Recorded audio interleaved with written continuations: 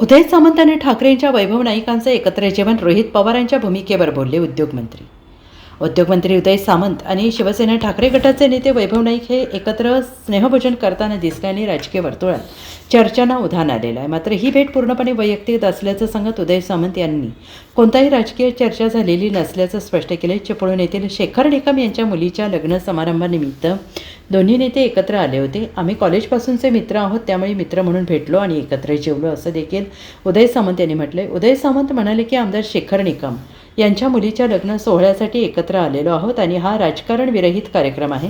उपमुख्यमंत्री सुनेत्राताई देखील येथे उपस्थित आहेत, पालकमंत्री म्हणून मी देखील उपस्थित आहे। वैभव नाईक हे माझे कॉलेजपासूनचे मित्र आहेत, राजकारणापलीकडचे आमची मैत्री आहे। आम्ही राजकारणात मैत्री आणलेली नाही, आम्ही एकमेकांच्या सुखदुःखात सहभागी असतो आणि हाच आदर्श अनेकांनी घेणं गरजेचं आहे।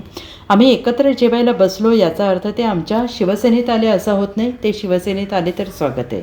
प्रवेशाची चर्चा पुरणपोळी किंवा मोदक खाताना होत नाही, त्याला वेगळी बैठक करावी लागते, वेळ आली तर ती बैठक करू असंही त्यांनी म्हटलेलं आहे।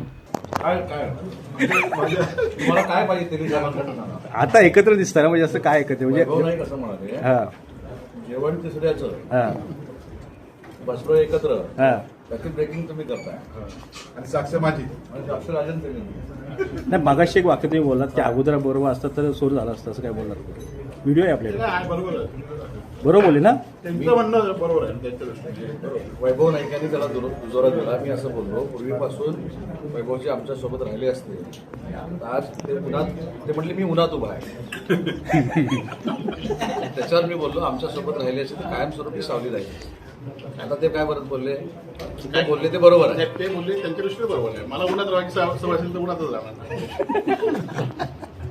Bureau report SBN Marathi Chiplun.